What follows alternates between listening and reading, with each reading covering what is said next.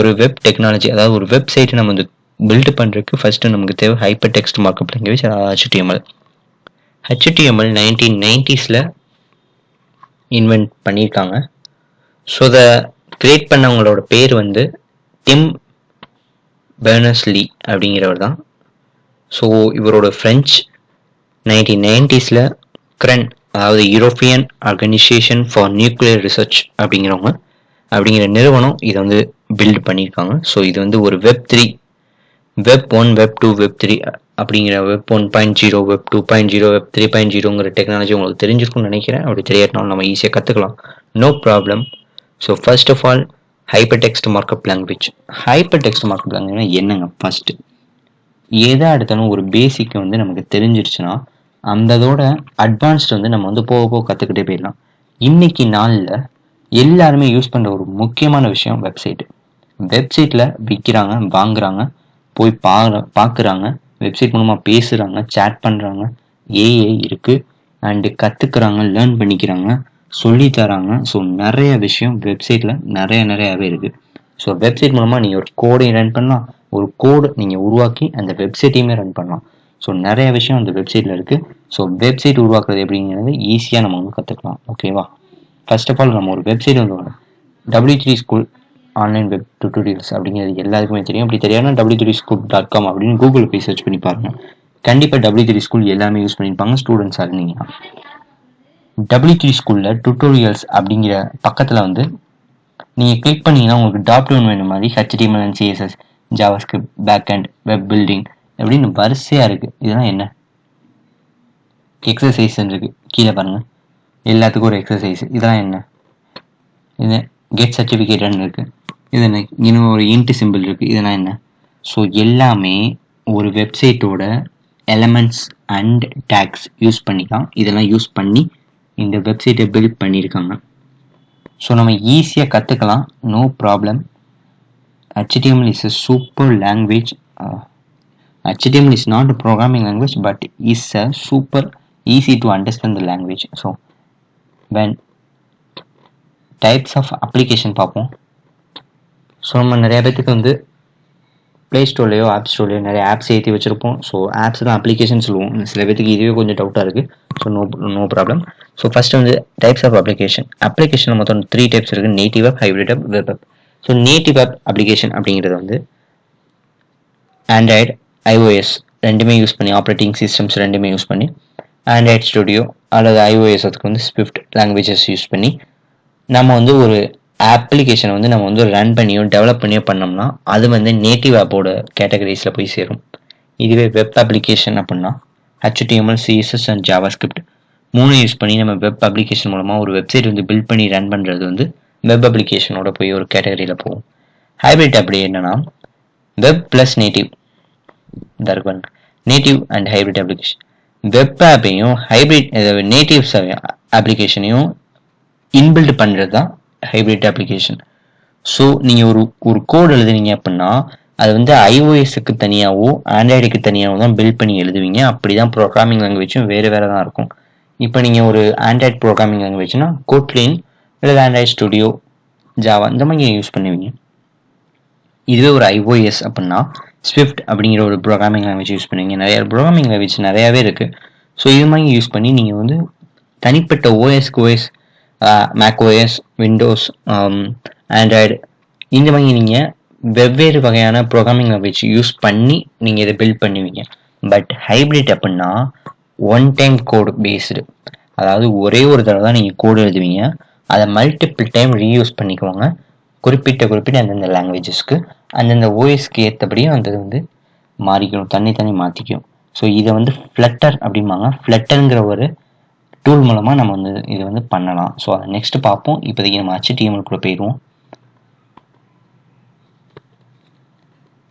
So next HTML elements. என்ன எடுத்தோன்னே HTML elements போயிட்டியா அப்படின்னு நீங்கள் நினைக்க வேணாம். HTML வந்து ரொம்ப ஈஸியாக புரிஞ்சுக்கக்கூடிய ஒரு அண்டர்ஸ்டாண்டிங் லாங்குவேஜ். இது வந்து செம்ம ஈஸி, நீங்கள் பார்த்தாலே போதும், சூப்பர் ஈஸியாக இருக்கும், வெரி இன்ட்ரெஸ்டிங்காகவும் இருக்கும். அடுத்து CSS இதோட இன்ட்ரெஸ்டிங்காக இருக்கும்.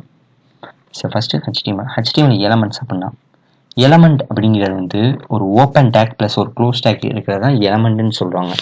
இப்போ நான் இங்கே ஒரு open take plus close take எடுத்திருக்கேன். அதாவது ஏங்கிற ஒரு ஆங்கர் டேக்கும், ஆங்கர் டேக்னா வேறு ஒன்றும் இல்லை, லிங்கிங் பண்ணுறதுக்காக இந்த ஆங்கர் டேக் யூஸ் பண்ணுவாங்க. ஏங்கிற ஒரு ஆங்கர் டேக் ஓப்பன் பண்ணியிருக்கேன், அதையும் ஏங்கிற ஆங்கர் டேக்கை நான் க்ளோஸும் பண்ணியிருக்கேன். ஸோ நடுவில் என்னோட கண்டென்ட் கான்டாக்ட் பர்சன் கொடுத்துருக்கேன். இதுக்குள்ளே என்னோட ஹச் ரெஃபரன்ஸுங்கிற ஆட்ரிபியூட்டுக்குள்ளே நான் என்னோட லிங்க் கொடுத்துருக்கேன். என்ன சொல்லிக்கிட்டே இருக்கேன், element attributes close tag open tag ஏன் அப்படி சொல்லிக்கிட்டு இருக்கேன் அப்படின்னு நீங்கள் நினைக்க வேணாம். ஓப்பன் டேக்குங்கிறது வந்து இந்த ஆங்கர் எலமெண்ட், அதாவது இந்த ஆங்கர் எலமெண்ட், இந்த ஓப்பன் ஆங்கிள் ப்ராக்கெட்டுக்குள்ளே இருக்கிற இந்த ஆங்கர் எலமெண்ட் தான் ஓப்பன் டேக். ஓகேங்களா, இந்த இருக்குல்ல. அதே இந்த ஹச் ரெஃபரன்ஸுங்கிறது இங்கே ஆட்ரிபியூட்டாக இருக்குல்ல, இந்த ஆட்ரிபியூட் தான் இந்த ஹச் ரெஃபரன்ஸ். ஓகேங்களா, contact.html நான் கொடுத்துருக்க இந்த லிங்க் ஒரு யூஆர்எல் பாத். ஓகேங்களா, நீங்கள் எந்த ஒரு லிங்க் வேணாலும் இதை போஸ்ட் பண்ணிக்கலாம். கண்ட்ரோல் கிளிக் பண்ணி இதை வந்து நீங்கள் ஃபாலோ பண்ணிக்கலாம். ஸோ google.com, amazon.com இந்த மாதிரி நிறையா லிங்க்கை வந்து உங்களோட வெப்சைட்குள்ளே நீங்கள் கொண்டு வரணும் அப்படின்னு விருப்பப்பட்டீங்கன்னா இந்த எலமெண்ட் வச்சு நீங்கள் உங்களோட அந்த லிங்கை கொண்டு வந்து இங்கே போஸ்ட் பண்ணிக்கலாம். ஸோ இதுக்காக இந்த டேக் யூஸ் ஆகுது. இது நான் ஒரு எக்ஸாம்பிளுக்கு தான் நான் எடுத்திருக்கேன். ஸோ இது ஒரு பேசிக்காக நீங்கள் எடுத்துக்கோங்க. ஸோ நெக்ஸ்ட் வந்து போவோம். டாம் ட்ரீ இன் HTML. டாமுங்கிறது யாராவது கேள்விப்படாமல் இருந்தீங்கன்னா போய் கூகுள் சர்ச் பண்ணி பாருங்கள். டாமுங்கிறது வேறு ஒன்றுமே கிடையாது, டாக்குமெண்ட் ஆப்ஜெக்ட் மாடல். ஒரு டாக்குமெண்ட் டைப்பை தான் நம்ம டாம்னு சொல்கிறோம். ஸோ HTML டாக்குமெண்ட் டைப் அப்படிங்கிறத வந்து நம்ம வந்து எல்லா கோட்லையுமே நம்ம இன்பில்ட் பண்ணி ஆகணும். ஸோ டாக்குமெண்ட் டைப் வந்து HTMLோட ஃபஸ்ட்டு டேக் HTMLனு ஒரு ஓப்பன் டேக் நம்ம போட்டுட்டு ஹெட்டுங்கிற ஒரு ஓப்பன் டேக் நம்ம எடுக்கணும். ஹெட்டுக்குள்ள மெட்டா டேக்ஸ் அண்ட் டைட்டில் டேக்ஸ்ன்னு 2 டேக்ஸ் இருக்கும். மெட்டா டேக்ஸ் வந்து நம்ம கொஞ்சம் போக பார்ப்போம், அது கொஞ்சம் காம்ப்ளிகேட்டடாக போகும். டைட்டில்ங்கிறது வந்து இப்போ நான் ஒரு வெப்சைட் எடுக்கிறேன்னு வைங்களேன், இப்போ நான் ஒரு வெப்சைட் எடுக்கிறேன் அப்படின்னா இங்கே ஒரு டைட்டில் இருக்கா, W3 ஸ்கூல் ஆன்லைன் வெப் டியூட்டோரியல்ஸ்னு. ஸோ இந்த டைட்டிலை தான் நம்ம டைட்டில் டேக்னு சொல்லுவோம். இது open title tag, close title டேக்குள்ளக்க நம்ம அந்த டைட்டில்ஸை வந்து நம்ம இம்போர்ட் பண்ணுவோம். டைட்டில் டேக்கை தொடர்ந்து ஹெட் டேக்கை வந்து க்ளோஸ் ஆகும், அதுக்கப்புறம் பாடி டேக் ஓப்பன் ஆகும், அப்புறம் கண்டென்ட் டேக் ஓப்பன் ஆகும். ஸோ நெக்ஸ்ட்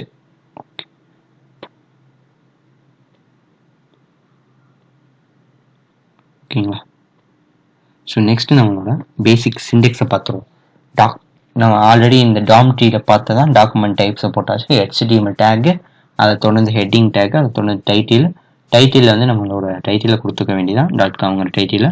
நீங்கள் .com தான் கொடுக்கணும் அப்படின்னா கிடையாது, நீங்கள் உங்களுக்கு பிடிச்ச டைட்டில் நீங்கள் கொடுத்துக்கலாம். கோடு ஃபில்டர்ஸ் ஃபயர் இந்த மாதிரி நீங்கள் உங்களுக்கு பிடிச்ச டைட்டில் நீங்கள் கொடுத்துக்கோங்க. ப்ரொஃபஷனலாக இருந்துச்சுன்னா இன்னும் கொஞ்சம் உங்கள் ப்ராஜெக்ட் வந்து இம்ப்ரூவ் பண்ணுறதுக்கு கொஞ்சம் வசதியாக இருக்கும். So next HTML take, heading take close பண்ணியாச்சு. அடுத்து பாடி டேக்கை தொடர்ந்து கண்டென்ட்டை தொடர்ந்து பாடி டேக் க்ளோஸ் பண்ணணும். அதை தொடர்ந்து லாஸ்ட்டாக HTML டேக்கை க்ளோஸ் பண்ணியாச்சு. ஸோ இதான் ஒரு பேசிக் சிண்டெக்ஸ் ஆஃப் HTML. இப்போ நம்மளோட ஒரு எக்ஸசைஸ் பண்ணிட்டோம்னா உங்களுக்கு ஈஸியாக புரிஞ்சிடும் அப்படிங்கிற எனக்கு ஒரு நம்பிக்கை. இன்னும்ப்பா நம்ம எக்ஸசைஸ்லாம் பண்ண சொல்கிறீங்க, அப்போ HTML வந்து நம்ம ரன் பண்ணி பார்க்குறதுக்கு எதுவும் ஃபீஸ் எதுவும் பே பண்ணி எதுவும் நம்ம டூல் வாங்கணுமா, இந்த ஃபோட்டோஷாப் இந்த மாதிரி இருக்கே அது மாதிரி நம்ம எதுவும் பே பண்ணணுமா அப்படின்னு நீங்கள் பயப்படவே வேணாம். நார்மல் ஜஸ்ட் உங்களோட நோட் பேட் ஓப்பன் பண்ணிக்கோங்க.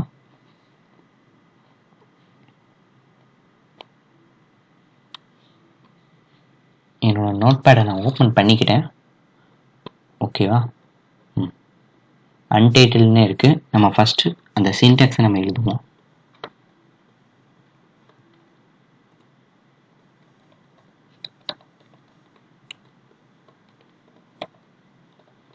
ஓகேங்களா, HTML, அதை தொடர்ந்து ஹெட்டிங் டேக்,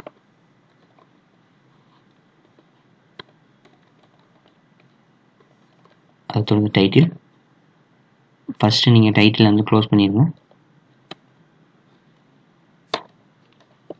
இப்போ நான் டைட்டில் என்ன கொடுக்குறேன், என்னோட நேமை கொடுக்குறேன். codefilter.comனு கொடுக்குறேன். அப்புறம் அதை க்ளோஸ் பண்ணணும், ஹெட்டிங் டேக்கை க்ளோஸ் பண்ணணும். அப்புறம் நம்ம ஒரு பாடி கண்டென்ட்டை ஓப்பன் பண்ணணும். பாடிக்குள்ளே நம்மளோட கண்டென்ட் கொடுக்கணும். கண்டென்ட் வந்து நான் வந்து H1 கூட கொடுக்குறேன். H1 வேறு ஒன்றுமே இல்லை, ஹெட்டிங் டேக். ஹெடர் நம்ம யூஸ் பண்ணுறதுக்கு H1 டேக் வந்து கொடுப்போம். கோட் ஃபில்டர்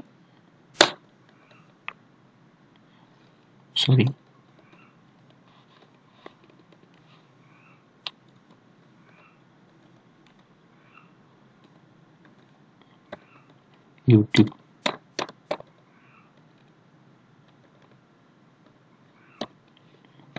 ஓகேங்களா. இப்போ நான் h1 டேக்கை க்ளோஸ் பண்ணிட்டேன். அதே மாதிரி ஓப்பன் பண்ண பாடி டேக்கையும் க்ளோஸ் பண்ணிடுவோம். அதே மாதிரி நம்ம ஃபஸ்ட்டாக ஓப்பன் பண்ண HTML டேக்கை லாஸ்ட்டாக க்ளோஸ் பண்ணுறோம். ஓகேங்களா. ஸோ இந்த கோடை வந்து நான் சேவ் பண்ணுறேன். சேவ் எப்படி பண்ணுறதுங்க? Ctrl+S எல்லாத்துக்கும் தெரிஞ்ச விஷயம். இதை நான் ஏன் சொல்லுவேன் அப்படின்னா, சாரி, உங்களுக்கு தெரிஞ்ச விஷயம். நெக்ஸ்ட் நம்ம வந்து சேவ் பண்ண வேண்டியது index.html தான். பொதுவாக ப்ராஜெக்ட்டுக்கு நம்ம எல்லாருமே சேவ் பண்ணுவாங்க. ஸோ நம்ம அதையே நம்ம சேவ் பண்ணிக்குவோம். index.extension.html ஓகேங்களா. டாக்குமெண்ட்ஸ் வந்து டெக்ஸ்ட் டாக்குமெண்ட்ஸாக இருக்கும். நீங்கள் அதை ஆல் ஃபைல்ஸாக கொடுத்துக்கோங்க. இங்கே வந்து என்கோடிங் UTF-8 இருக்கான்னு பார்த்துக்கோங்க. இது வந்து டாக்குமெண்ட் செட்டப் காண்டி, வேறு ஒன்று இருக்கும் இல்லை. இங்கே ஆல் ஃபைல்ஸ் கொடுத்தாச்சு. இப்போ இங்கே சேவ் பண்ணியாச்சு. நம்மளோட ஃபைல் இங்கே இண்டெக்ஸ் அப்படின்னு சேவ் ஆயிடுச்சா. இது எப்படிப்பா போய் ரன் பண்ணி பார்க்குறது? செம்ம ஈஸி. அதே ஃபோல்டர் ஓப்பன் பண்ணிக்கோங்க. இங்கே இண்டெக்ஸுங்கிற HTML சோர்ஸ் ஃபைல் எனக்கு ப்ளே ஆகுது. இதை நான் அப்படி டச் பண்ணி ரைட் கிளிக் பண்ணுறேன். ரைட் கிளிக் பண்ணால் எனக்கு ஓப்பன் வித்னு காட்டுது. ஓப்பன் வித்தில் போய் கூகுள் குரோம் அப்படிங்கிறது எனக்கு வந்து நிறையா காட்டுது. Firefox, Internet Explorer and Microsoft Edge, notepad and visual studio கோட்லாம் காட்டுது எனக்கு. VS கோட் ஸ்டுடியோ நான் எதுக்காக யூஸ் பண்ணேன்னா, எனக்கு நான் மோர் ப்ராஜெக்ட் பண்ணுறக்காண்டி நான் அதை யூஸ் பண்ணிக்கிட்டு இருக்கேன். ஸோ நீங்கள் வந்து நோட் பேடை ஃபஸ்ட்டு ட்ரை பண்ணுங்கள். நான் சஜஸ்ட் பண்ணுறது நீங்கள் நோட் பேடு தான். அப்படி நீங்கள் நோட் பேடில் நீங்கள் ட்ரை பண்ணதான் உங்களுக்கு அந்த எலமெண்டோட நேம்ஸ், கீவேர்ட்ஸ் எல்லாமே மைண்டில் ஸ்டோர் ஆகும். நெக்ஸ்ட்டு நீங்கள் VS கோடில் ட்ரை பண்ணுங்கள். இன்னும் கொஞ்சம் பெட்டராக நீங்கள் ஃபீல் பண்ணுவீங்க. இப்போ 1 minute கோடு ஃபில்டர் யூடியூப் சேனல் நான் டைப் பண்ண என்னோட H1 அதாவது ஹெட்டிங் டேக்குள்ள என்னோட H1 வந்து வந்துருச்சு. இன்னும் அது உனக்குள்ள ஏதோ filter.comனு இங்கே போய் இண்டெக்ஸ் HTML மாறி வந்திருக்கு. என்ன பண்ண அப்படின்னா, நம்ம ஒரு சின்ன மிஸ்டேக் பண்ணிடும். அதாவது டைட்டில் வந்து நம்ம வந்து டெல்ட் பண்ணிட்டோம்னு நினைக்கிறேன். Okay, yeah correct. ஓகேங்களா. இந்த மாதிரி சின்ன மிஸ்டேக் கூட எல்லாமே தப்பாயிடும். ஓகேங்களா. சேவ் பண்ணிட்டு நான் ரீலோட் பண்ணுறேன். ஓகேங்களா. என்னோட filter.com டைட்டில் நேமு கோடு ஃபில்டர் யூடியூப் சேனல். ஓகேங்களா. இப்போ என்னோட index.html போய் எனக்கு இந்த கோடு ஃபில்டருங்கிறது எனக்கு லெஃப்டில் அலைன் ஆகிருக்கு. எனக்கு வந்து நான் சென்டரில் அலைன் ஆகணும் அப்படின்னு ஃபீல் பண்ணுறேன் நான். So align equal to centre அப்படிங்கிறத கொட்டேஷனுக்குள்ள நான் கொடுக்குறேன். ஸோ சென்டர்னு கொடுத்துட்டேன், சேவ் பண்ணிட்டேன். திரும்ப நான் கூகுள் குரோமில் போய் நான் வந்து ஸோ என்னோட கோடு வந்து சென்டரில் வந்துடுச்சு. ஓகேங்களா. இன்னும் நம்ம எக்ஸ்ட்ரா நான் பண்ணலாம். ஓகே, என்னோட பாடிக்கு நான் கலர் கொடுக்க போகிறேன். பிஜி கலர் எல்லோ அப்படின்னு நான் பிஜி கலர் எல்லோ கொடுத்துருக்கேன். ஃபைன், மிஸ்டேக் எதோ பண்ணியிருக்கேன்.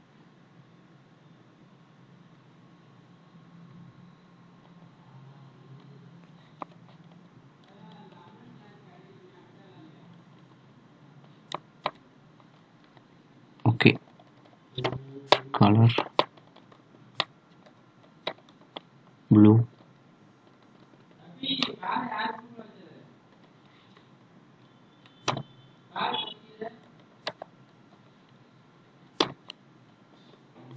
ஸ்டைலுங்கிற ஆட்ரிபியூட்டை நான் யூஸ் பண்ணியிருக்கேன்.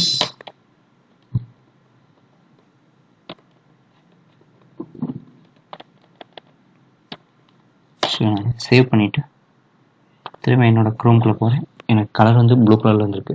எதனால் நான் ஸ்டைலுங்கிற ஆட்ரிபியூட் யூஸ் பண்ணணும்னா எனக்கு ப்ளூ கலரில் வந்திருக்கு. ஸோ நான் இதே நான் ஸ்டைலுங்கிறத வந்து நான் இங்கே பாடியில் யூஸ் பண்ணுறேன்.